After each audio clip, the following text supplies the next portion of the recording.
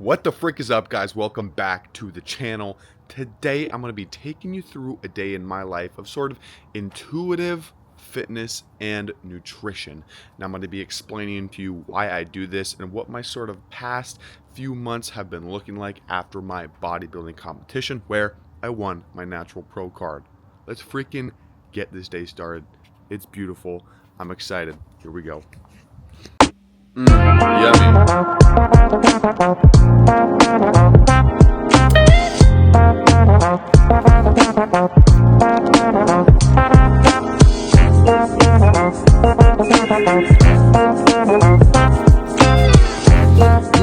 Got my coffee. Alright, so one of the beautiful things about fitness, and I guess about life in general, is that you have the freedom to really do whatever you want with it, right? So I was able to change my body and I was able to get super lean and compete in bodybuilding shows. Now, unfortunately, during that time, I found myself falling into some really unhealthy habits. And something that I don't regret doing per se, but it taught me a lot about how I do want to live my life. Like I said, I found myself falling into some really unhealthy habits. Now, during that bodybuilding period of life, food and fitness kind of controlled my life. During this season of my life now, I want it to just support me. I want to support my health, my mood, my mental health, my physical health, and everything. And I don't want it to be my life. I want it to support my life. Oh, there you are. Sorry, that was very cheesy. I'll never do that again. Anyways, after my bodybuilding competition, I went on a couple binges of food that were almost uncontrollable. They were like this physiological urge, this need to just eat food. Like I'd have food in front of me and my mouth would just keep moving to eat this food and I almost couldn't control it. It was sort of at that point that I was like, yeah, okay, maybe I should switch some things up. That's still too hot. So literally, I went to the internet and I looked up how to eat intuitively. And pretty much I saw a lot of good resources there to try and help drag me out of this nutrition mindset where I'm controlled by food. I'm controlled by numbers, how many macros am I eating? How many steps am I getting? I started kind of looking back on the last about a year before that and realizing that the entire time I was controlled by numbers, not by how my body was truly feeling. And I realized, well, I think I'm maybe missing the mark here. Now I'm sort of rambling, but this is a lot of info, okay? If you're gonna hop on stage, you're gonna do bodybuilding and compete, tracking is something that might be really beneficial for you. But if it starts controlling the way that you live and it starts taking you out of the rest of parts of your life and you don't like how that is, I'm telling you, you can practice other habits that might be conducive towards the life you want to live. I'm going to talk about a few of those today. With exercise, one of the big things I have been doing is just getting outside, getting sunlight. And a great way to do this is running. I love it because you can challenge yourself or you can go at a pace that is just completely comfortable, but you're still getting in the sun, getting fresh air, and getting sunlight. This is really important, I think, for physical and mental health. So one of the first things I'll do in my day is go for a run if I'm feeling like that's what I want to do. So I don't have any real set specific mileage. I'll either go shorter, faster, or longer, slower. And I'll kind of just determine that when I'm on the run, like, oh, I'm feeling good, I'm just gonna go faster.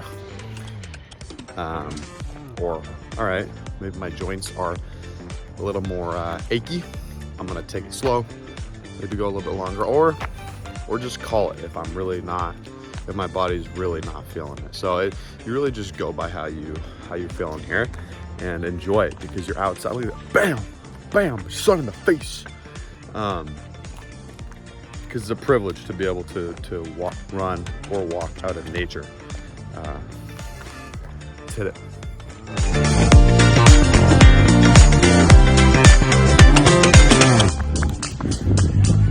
This then is stereophonic. In its different way, this has its own magic.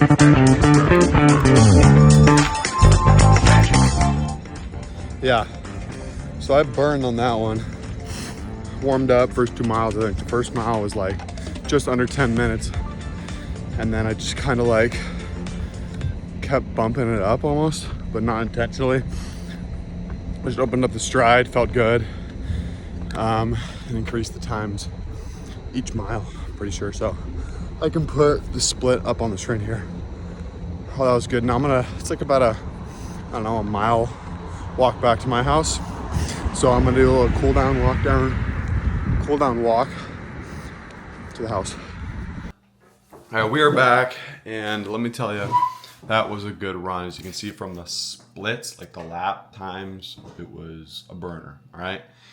Maybe the best run I've ever had. But anyways, things I like about running. One, it's outside.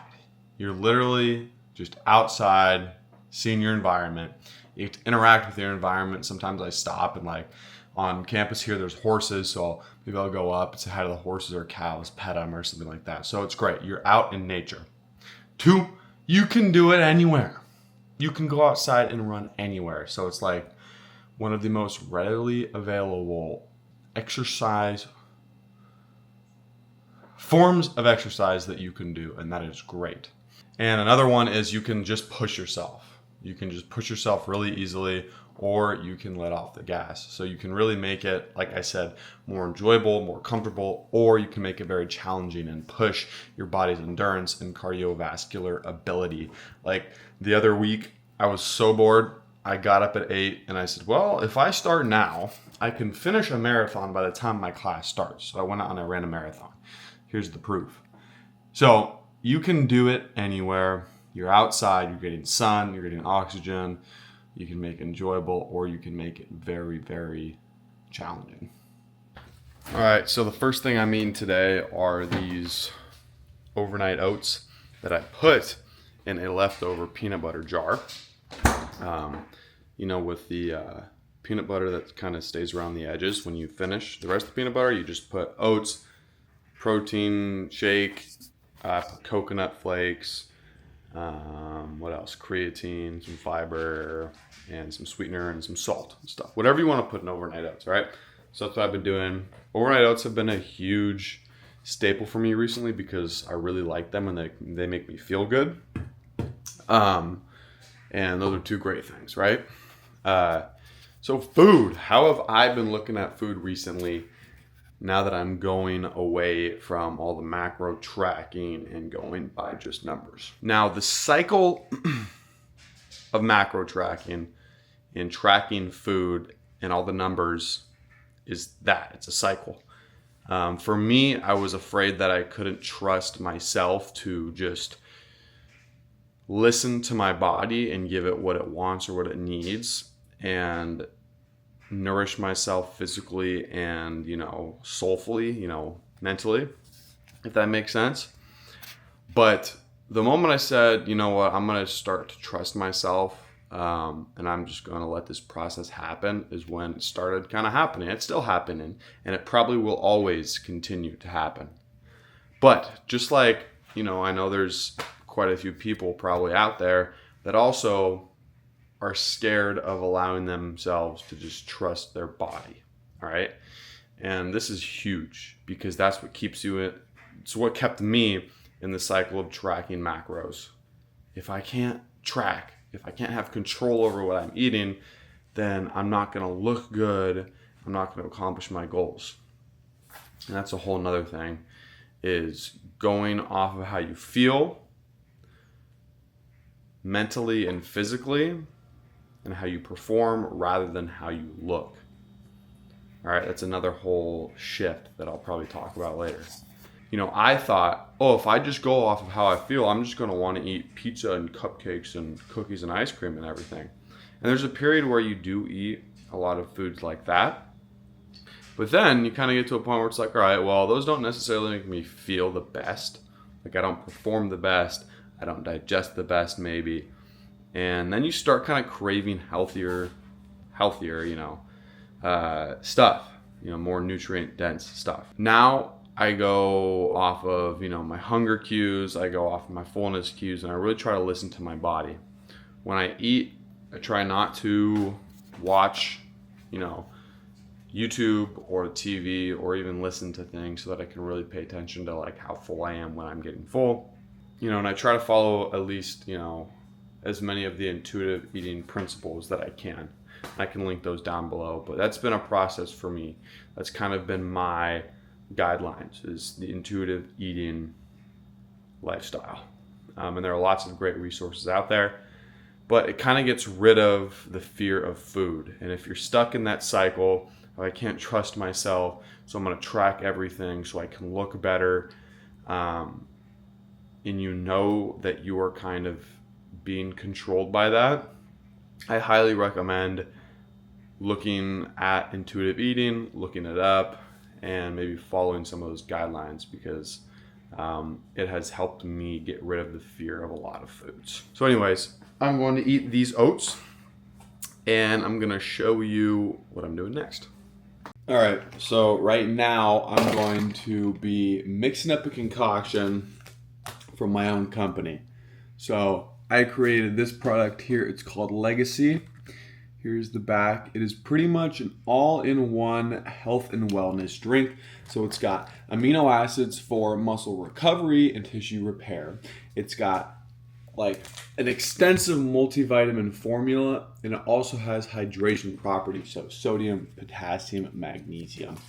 Now this is not just for like bodybuilders or hardcore athletes. This is just for anybody who's active, anybody who's looking for something that's just like just an all-in-one thing, instead of buying different companies' powders, doing your own research, blah blah blah blah blah. This is easy, it's quick, it tastes good. It is strawberry kiwi. I will link, if you want to get some, I will link the website in the description. If you want to support the channel, if you want to support me, I know I had to plug this to my company, but let's mix this up. Just fill it up with water, shake it up, and we're good to go to the gym. Water's a beautiful thing. Back from the gym, all right? We did a little bit of this, a little bit of that. A little bit of this, and a little bit of that. Did not go crazy. My body's pretty tired, I'm pretty tired, so I didn't want to push it too hard, but we got some good sets in. We still got a good workout in. Wasn't there for super long, and I am now working a labor job on a farm, like a farm brewery, so I am a little bit more tired than I think I usually would be. But I got to talk to some people at the gym, talk to my dad on the phone, and got some movement in, and just kind of worked the muscles. I was at the gym last night and somebody asked me what I was hitting, and I've not been going by a regular like bodybuilding split for a while now. I haven't been doing like chest, shoulders, push, pull, legs, like body part or anything like that.